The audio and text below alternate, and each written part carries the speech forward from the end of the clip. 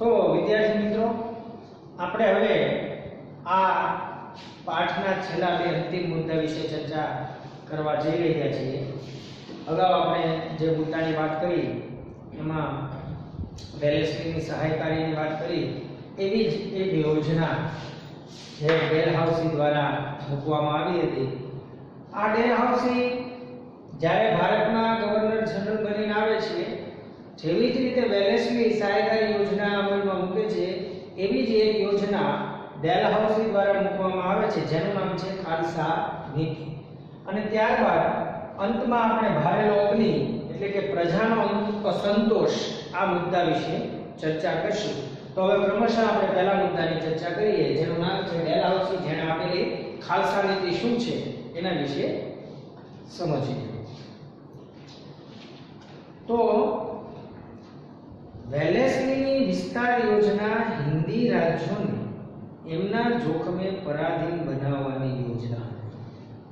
વેલેસ્લીની જે વિસ્તાર યોજના છે એ હિન્દી રાજ્યોને એના જોખમે, બ્રિટિશ સામ્રાજ્યના જોખમે નહીં,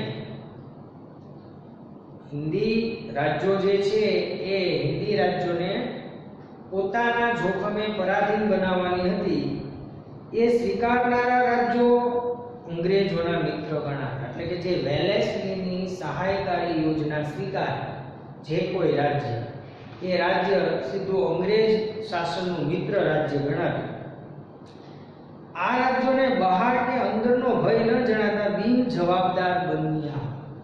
એટલે કે જે રાજ્યોએ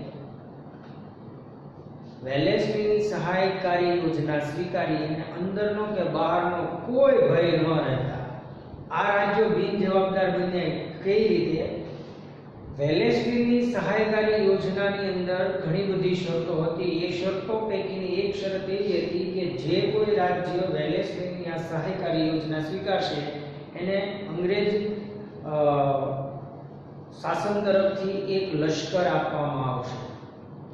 હવે જે કોઈ રાજાને લશ્કર અથવા જે કોઈ રાજ્યને લશ્કર મળે એટલો એનો અર્થ એ શું થાય કે એ યુદ્ધ, જે બહારી રાજ્ય તરફથી યુદ્ધ થવાની જે સંભાવના હોય એ ઓછી થઈ જાય. બીજી તરફ એ થાય કે રાજાને એવી ધરપત થઈ જાય કે ભાઈ ચાલો આપણા રાજ્યનું રક્ષણ કરવા માટે આપણને પૂરતું સૈન્ય બળ મળી ગયું છે. એટલે રાજા પોતાના યુદ્ધ કૌશલ્ય જે છે એ ભૂલતો જાય, એટલે કે એના તરફથી ધ્યાન આપી શકે નહીં. એટલે કે અંદરથી અને બહારથી ખોખલો થઈ જાય, ભય વયો જાય, જાગૃતતા ઓછી થઈ જાય, બેદરકારી વધતી જાય. પરિણામ શું આવે? અંદર અને બહાર બંને તરફથી આ રાજ્ય આર્થિક રીતે તો શોષણ એનું થતું જ હોય, સામાજિક રીતે શોષણ થાય, માનસિક રીતે પણ શોષણ થાય, અને જરૂર પડે તો શારીરિક રીતે પણ શોષણ કરવામાં આવતું. એટલે કહેવાનો ભાવાર્થ એવો છે કે જે ભારતના એ સમયના દેશી રજવાડાઓ હતા એ રાજ્યોએ આ વેલેસ્લીની સહાયકારી યોજના સ્વીકારી. એ બધા જ રાજ્યો અંગ્રેજોના મિત્ર ગણાતા, પણ અંગ્રેજો મિત્ર જેવો કોઈ ભાવ રાખતા નહોતા. એ બને એમ એનું વધુ ને વધુ શોષણ કરતા હતા, બને એમ વધુ ને વધુ એની અંદરથી લૂંટવાનો પ્રયાસ કરતા હતા, અને બને એમ વધુ ને વધુ એ રાજ્યને આર્થિક રીતે પાયમાલ કરી નાખવાના પ્રયાસો કરતા હતા. તેમનો વહીવટ કથળ્યો. રાજાઓના આવા વલણને કારણે રાજ્ય વ્યવસ્થામાં ગેરવ્યવસ્થા ફેલાય. સ્વાભાવિક. બીજી શરત એવી હતી કે એક અંગ્રેજ પ્રતિનિધિ દરેક રાજ્યએ રાખવાનો, જે રાજ્ય એની આ યોજના સ્વીકારે. આ અંગ્રેજ પ્રતિનિધિ શું કામ રાખવામાં આવતો? કે રાજા અન્ય કોઈ સાથે યુદ્ધ કે સંધિ ન કરી શકે. એટલે કે ડાયરેક્ટલી નહીં પણ ઇનડાયરેક્ટલી વહીવટમાં માથું મારતા. વહીવટમાં માથું મારતા એટલે રાજાને શું થાય? આપણા રાજાઓ વધુ વિશ્વાસ, જરૂર કરતા વધારે વિશ્વાસ પણ ત્યારે માણસને પતન તરફ લઈ જાય છે. તો અહીંયા આખા રાજ્યને અને રાજાને પતન તરફ જ લઈ ગયા. રાજાઓ વધુ પડતો વિશ્વાસ આ અંગ્રેજો ઉપર ધરાવતા હતા, અને અંગ્રેજો એના વિશ્વાસનો, એના ભોળપણનો, એના નિર્દોષતાનો લાભ લેતા. અંગ્રેજ પ્રતિનિધિ એક રાખવો પડતો એટલે એ રાજ્યની તમામ માહિતી મેળવી લેતો.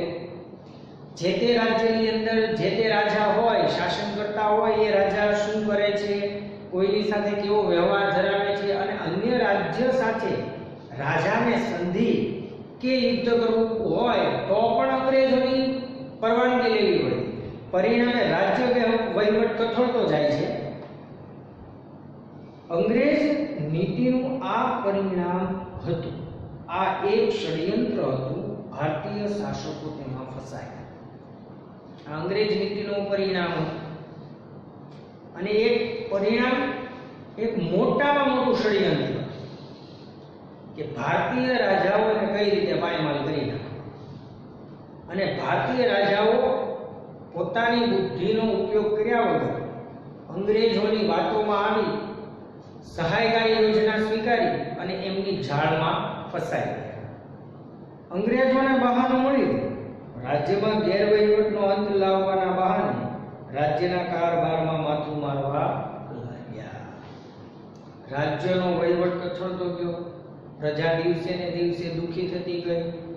વેપાર વાણિજ્યની પ્રવૃત્તિ પણ મંદ પડી ગઈ.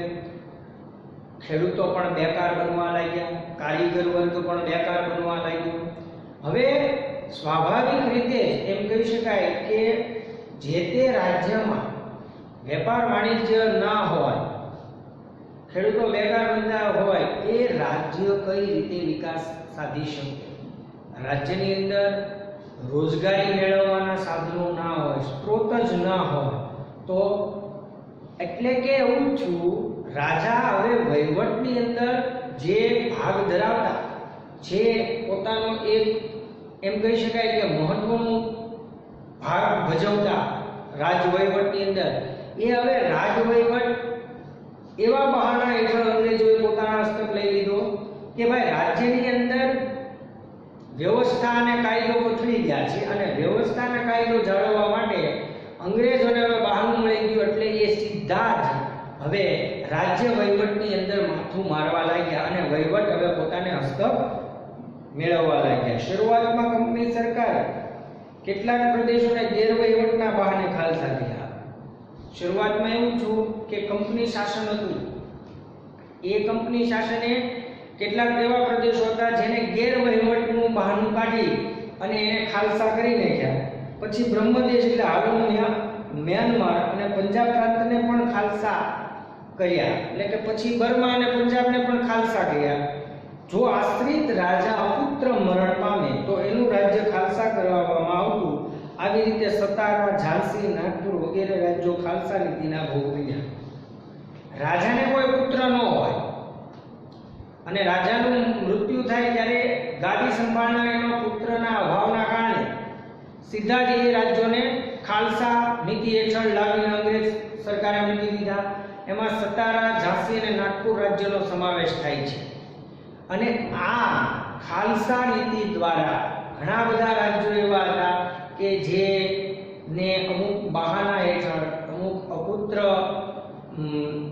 હોય રાજા એ બહાના હેઠળ, અમુક ગેરવહીવટના બહાના હેઠળ, આમ વિવિધ પ્રકારે અંગ્રેજો દ્વારા ભારતની અંદર એવા ઘણા બધા દેશી રજવાડા અને રાજ્યો હતા કે જેને ખાલસા કરવામાં આવ્યા. તો આ ખાલસા નીતિનો જો કોઈ પ્રણેતા હોય તો એ છે ડેલહાઉસી, જેણે ભારતની અંદર આવી અને ખાલસા નીતિ હેઠળ ઘણા બધા રાજ્યોને અંગ્રેજ શાસન હેઠળ સીધા જ લાવીને મૂકી દીધા. ભારતમાં વધુ ઉપજ આપતા પ્રદેશો જેવા કે ચા કોફીનો પ્રદેશ, કપાસનો પ્રદેશ હસ્તગત કરીને ગોરા વેપારીઓને કરોડો રૂપિયાની કમાણી કરી આપવાનો ડેલહાઉસીનો આશય હતો.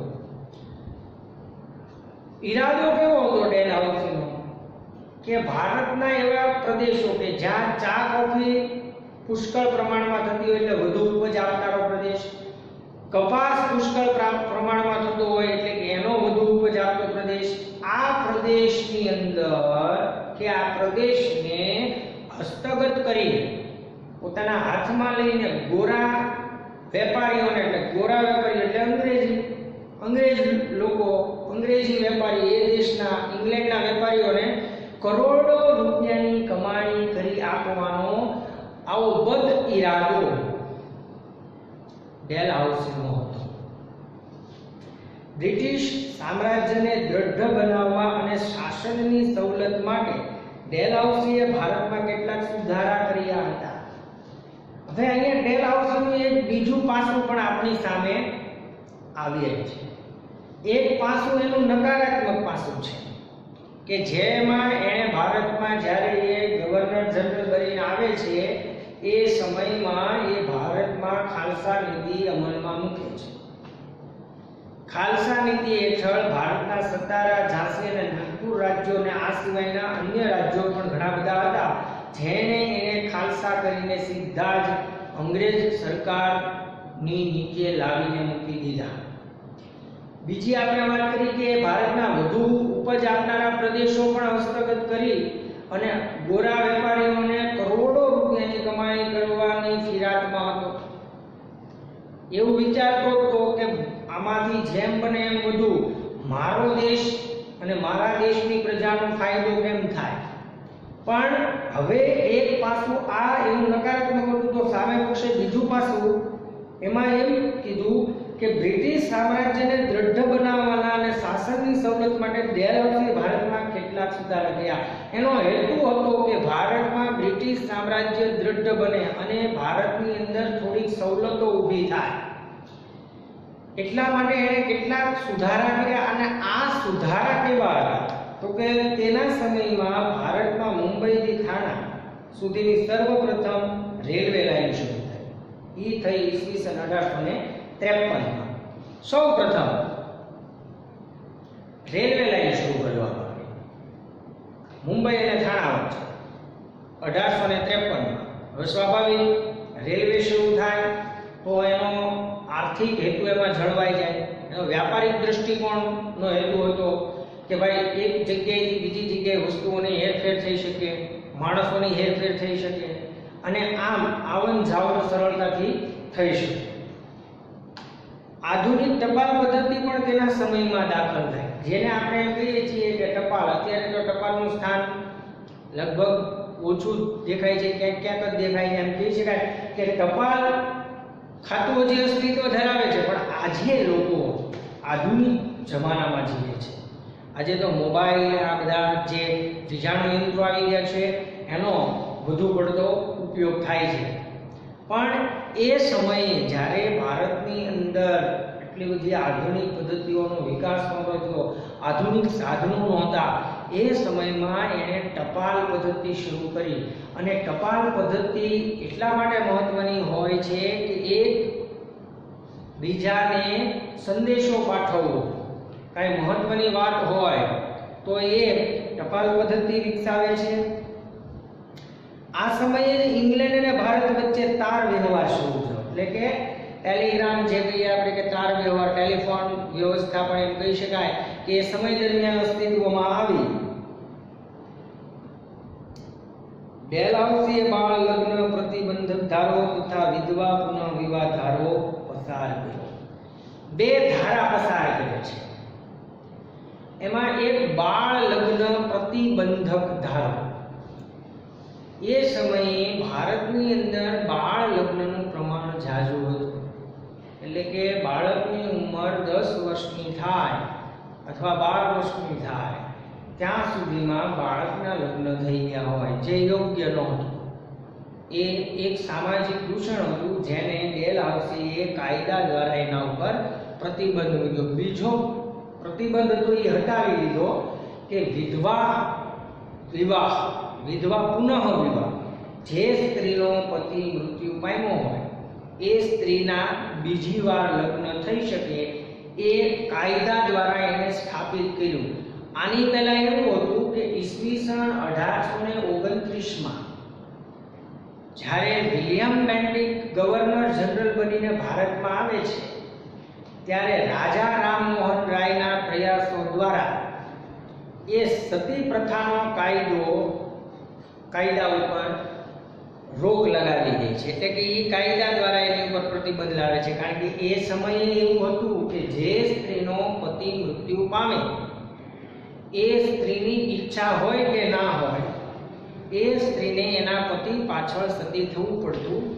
અને આમાં ખાસ કરીને રાજા રામમોહન રાયનું ભાગ છે એ ખૂબ મહત્વની ભૂમિકામાં આવે છે. રાજા રામમોહન રાયના મોટા ભાઈનું નામ છે જગન્નાથ બા અને એની પત્ની હતી અલકા મંજરી, એટલે એ થાય રાજા રામમોહન રાયના ભાભી. જગન્નાથનું અકાળે અવસાન થતા આ અલકા મંજરી એટલે કે રાજા રામમોહન રાયના ભાભી, એ રાજા રામમોહન રાયના ભાભી અલકા મંજરીને પરાણે એના પતિ પાછળ પકડી બાંધી અને મોટો બધો અગ્નિ પ્રગટાવીએ, જેમ આપણે હોલિકા દહન, હોળીના દર્શન કરવા જઈએ ત્યારે મોટો બધો અગ્નિ પ્રગટાવીએ, એ મોટો બધો અગ્નિ કરી અને એની અંદર અગ્નિ સ્નાન કરાવવામાં આવે છે. અને આ દ્રશ્ય રાજા રામમોહન રાય પોતાની આંખે નજરો નજર જુએ છે અને આ દ્રશ્યથી એ દ્રવિત થઈ જાય છે, એનો આત્મા એકદમ કકળી ઉઠે છે અને એ જ સમયે દ્રઢ નિર્ણય કરી લે છે કે ભારતમાંથી આ સતી પ્રથાનો કાયદો હું બંધ કરાવીને જ રહીશ. અને એ બહુ 14 કે 15 વર્ષ સુધી સતત આ કાયદા ઉપર પોતાની લડત આપે છે અને આ લડતની અંદર ક્યારેય હાર માનતા નથી. 15 વર્ષ સુધીનો આ લાંબો ગાળો એની લડતનો હોય છે અને અંતે ઈસવીસન 1829માં ભારતમાં આવેલા ગવર્નર જનરલ વિલિયમ બેન્ટિક દ્વારા સતી પ્રથાના કાયદા ઉપર રોક લાગે છે. એટલે પ્રતિબંધ આવી જાય કે જે સ્ત્રીનો પતિ મૃત્યુ પામે એ સ્ત્રીને એની પાછળ સતી થવાની કોઈ જરૂર નથી. એવા જ આ બે કાયદા છે. એક નેગેટિવ છે કે બાળ લગ્ન એ ન હોવા જોઈએ. ખરેખર બાળ લગ્ન એ પણ ભારતનું એક સામાજિક દૂષણ હતું, જેને ડેલહાઉસી કાયદા દ્વારા એના ઉપર પ્રતિબંધ લાગે છે. અને બીજું પોઝિટિવ છે કે જે સ્ત્રીનો પતિ મૃત્યુ પામ્યો હોય તો એ સ્ત્રીને બીજા લગ્ન કરવાની છૂટ મળવી જોઈએ.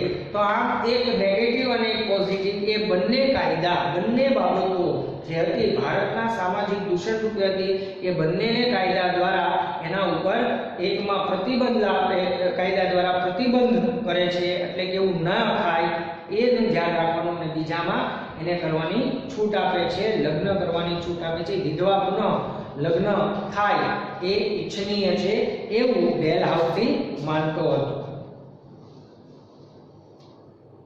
તેના સમયમાં ભારતમાં અંગ્રેજી શિક્ષણનો ફેલાવો થયો, એટલે કે લોર્ડ મેકોલો એ સમયના શિક્ષણ શાસ્ત્રી, એ સમયે અંગ્રેજી શિક્ષણની શરૂઆત ભારતમાં થઈ. કારણ કે એક મોટો વર્ગ હતો ભારતનો જે શિક્ષિત હતો, અને ખાસ કરીને આ બંગાળનો, અને એ લોકો એવું ઈચ્છતા હતા કે અંગ્રેજી કેળવણી એમને મળે, કારણ કે અંગ્રેજો દ્વારા જે ભાષાનું ઉચ્ચારણ થતું એ ભાષા ભારતની ગામડાની પ્રજા સમજી શકે એમ નહોતી, કારણ કે એ સમયે ભારતની અંદર સાક્ષરતાનું પ્રમાણ પણ ખૂબ ઓછું હતું. એટલા માટે એણે અંગ્રેજી કેળવણી પણ ભારતમાં શરૂ કરી. ઈસવીસન 1857માં ભારતમાં પ્રથમ 3 યુનિવર્સિટીઓ મુંબઈ, ચેન્નાઈ અને કોલકાતા ખાતે શરૂ થઈ. 1857માં ભારતમાં 3 યુનિવર્સિટીની સ્થાપના થઈ, મુંબઈ, કલકત્તા અને મદ્રાસ ખાતે. આમાં સુધારાઓ મૂળ તો અંગ્રેજ શાસનના વિસ્તાર અને વહીવટની સરળતા માટે, જેનો ભારતીય પ્રજાને પાછળથી ફાયદો થયો, પરંતુ આ માટે પ્રજાએ ઘણું ભોગવવું પડ્યું. હવે જે કંઈ સુધારા કર્યા એ સુધારા અંગ્રેજોના હેતુઓને સિદ્ધ કરવા માટેના, અંગ્રેજોના વ્યાપારિક હેતુઓ સિદ્ધ થાય, એમના આર્થિક હેતુઓ સિદ્ધ થાય, અને આ માટે ભારતીય પ્રજાને પાછળથી એનો લાભ ઘણો બધો મળ્યો, પણ એ માટે એને ઘણું બધું સહન કરવું પડ્યું. તો વિદ્યાર્થી મિત્રો, હવે આપણે છેલ્લા મુદ્દા તરફ જઈએ છીએ, જેનું નામ છે ભારેલો અગ્નિ, એટલે કે પ્રજાનો અસંતોષ. સહાયકારી યોજના પછી ડેલહાઉસીના ખાલસાવાદે આખા દેશમાં ખળભળાટ મચાવી. પ્રજાનો અંગ્રેજ શાસન સામેનો અસંતોષ બહાર આવવા લાગ્યો. તમે ક્રાંતિ અને મંગલ પાંડે ફિલ્મ જોઈ છે, ના જોઈ હોય તો મેળવીને જોશો.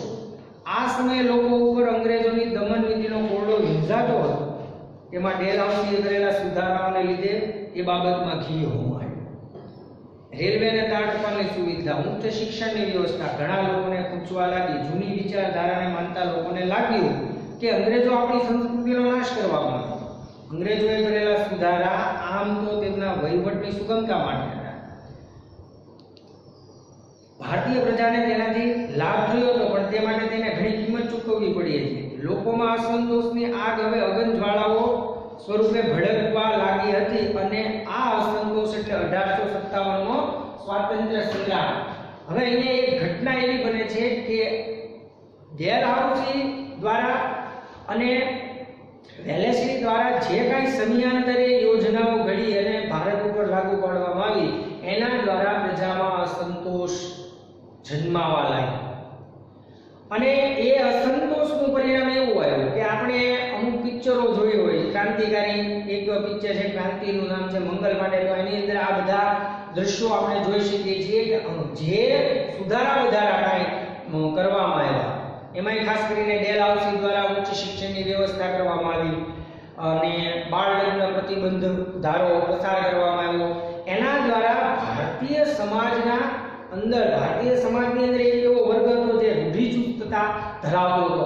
આપણો સમાજ રૂઢિચુસ્તતા જે ધરાવતો હતો, એ રૂઢિચુસ્તતા સમાજની અંદરના લોકો જે છે એને એવું લાગવા માંડ્યું કે આ અંગ્રેજો છે એ આપણી સંસ્કૃતિનો નાશ કરવા લાગ્યા. અને ખરા અર્થમાં એ હતું, અમુક અંશે એ વાત સાચી પણ હતી, કારણ કે એ સમયે જ્યારે અંગ્રેજી કેળવણી ડેલહાઉસીએ જેવી અમલમાં મૂકી, એ પહેલા આપણા દેશની અંદર આશ્રમ શાળાઓ હતી, ગુરુકુળો હતા, જેની અંદર ઋષિ મુનિઓ અને આપણે પરંપરાગત રીતે શિક્ષણ મેળવતા. એ જે ગુરુકુળો હતા કે આશ્રમો હતા, એનો અંગ્રેજ લોકોએ નાશ કર્યો. અને આમ પણ એક અંગ્રેજે એવું કીધું હતું, એમાં ખાસ કરીને લોર્ડ મેકોલોની એવી વિચારસરણી હતી, કારણ કે એ ધારાશાસ્ત્રી પ્લસ શિક્ષણ શાસ્ત્રી હતા. એણે એવું કીધું હતું કે જો ભારત દેશ ઉપર લાંબા ગાળા સુધી શાસન કરવું હોય તો આ દેશની સંસ્કૃતિનો નાશ કરવો પહેલા જરૂરી છે. અને એણે આપણી સંસ્કૃતિનો મહદઅંશે નાશ પણ કરી દીધો. એણે અંગ્રેજી કેળવણી મૂકી, વિધવા પુનઃ લગ્ન, આ બધું એણે પોઝિટિવલી કર્યું હતું.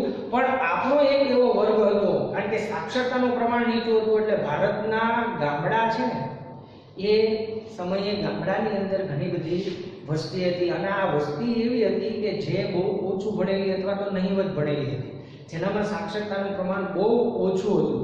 એ લોકો એવું માનતા હતા કે અંગ્રેજો આપણી સંસ્કૃતિનો નાશ કરવા માંગે છે અને આવા સુધારા વધારા કરી અને આપણે પશ્ચિમી રૂપે એ રંગવા માંગે છે. પશ્ચિમી કેળવણીના રંગે એ રંગવા માંગે છે, એટલે કે આપણને એની જેવા જ બનાવી દે છે.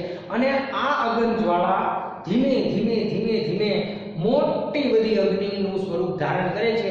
અને એ અગ્નિનું સ્વરૂપ એટલે કે 1857માં થયેલો સ્વાતંત્ર્ય સંગ્રામ, જેને આપણે ભારતીય ઇતિહાસમાં એક નોંધપાત્ર ઘટના તરીકે ગણીએ છીએ. અને આ 1857ના શાસન પછી કંપની શાસન ભારતમાંથી હટી જાય છે અને તાજ શાસન લાગુ પડે છે.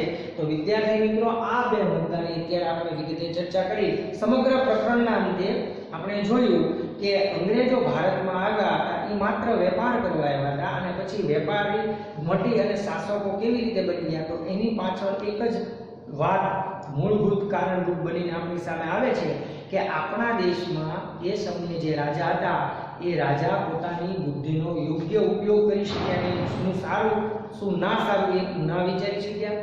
બીજું, એમની અંદર કુસંભ હતો, ઈર્ષ્યા અને વેર ભાવના હતી. આવા બધા પરિબળોનો અંગ્રેજોએ ભરપૂર લાભ ઉઠાવી અને પોતે વેપારીમાંથી શાસકો બની ગયા. તો આમ આ બે મુદ્દા ઉપરાંત અન્ય મુદ્દાઓની આપણે આ પ્રકરણ હેઠળ ક્રમશઃ ચર્ચા કરી. Thank you.